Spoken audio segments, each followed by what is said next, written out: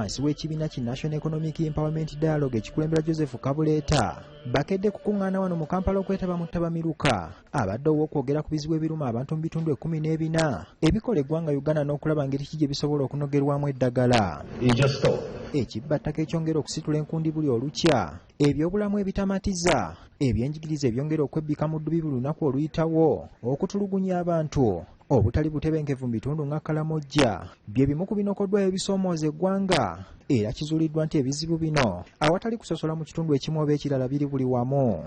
We need infrastructure for communication, infrastructure for education, infrastructure for health. Lango has only 3% of tarmac road. That means the infrastructure is not there. What has not gone right?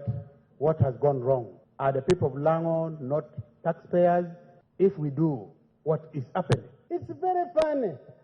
After some people even were named Mama Mavira, today we are giving out Bugoma forest for sugarcane. What type of insanity we have as a country? Okumala ebbanga akulira ekibiina kino ki National Economic Empowerment Dialogue Joseph Kabuleeta abadde atalaga ebitundu bino n'ekigendererwa ekyokumanyisa abantu ababiwangaaliramu nti balina omugabo ku by'obugagga ebiri mu bitundu byabwe. Ababbi ba resources baliwa abatwala obugagga obw'omu ttaka ne batawaako bantu abatuula mu bitundu ebyo baawa. Twatandika obbategeeza eby'obugagga bya mumanyi wano kye mutuddeko wano mukimanyi muwanyi omuwendo gwakyo, mumanyi nti ne babawaako akatono temugenda kubeera mu bwavu bwe mulimu, mukimanyi nti omuntu awalimbalimba n'emyoga n'ebintu ebiringa ebyo alina byatwala ng'ate bye bingi ng'agenda kuweesa omukono gumu ate atwaza ebiri. Kabuleeta agamba ebitundu by'eggwanga bingi byesanga ng'ebyobugagga ebibirimu bijjibwayo abalala ne babiganyulwamu so nga abantu b'omu kitundu be bandibadde babifunamu okusooka nga tebinnagasa ggwanga lyonna. Ekyo kisanga Ebunyolo wali amafuta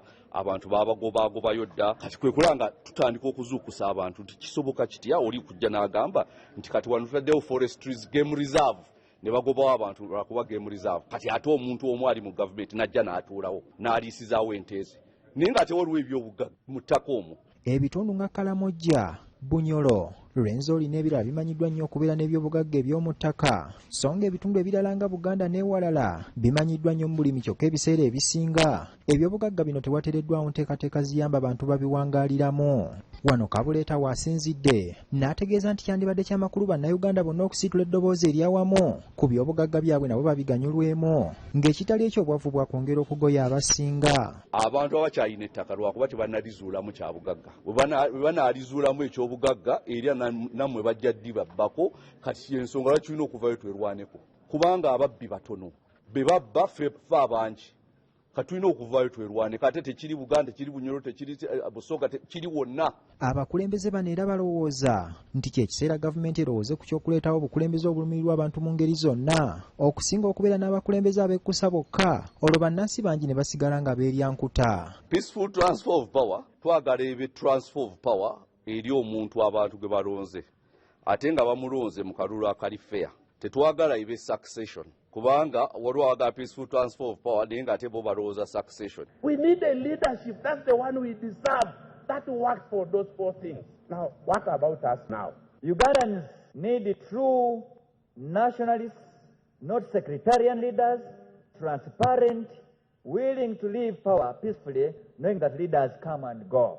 Ronald Kitanda, BBS Telefina, agesigika.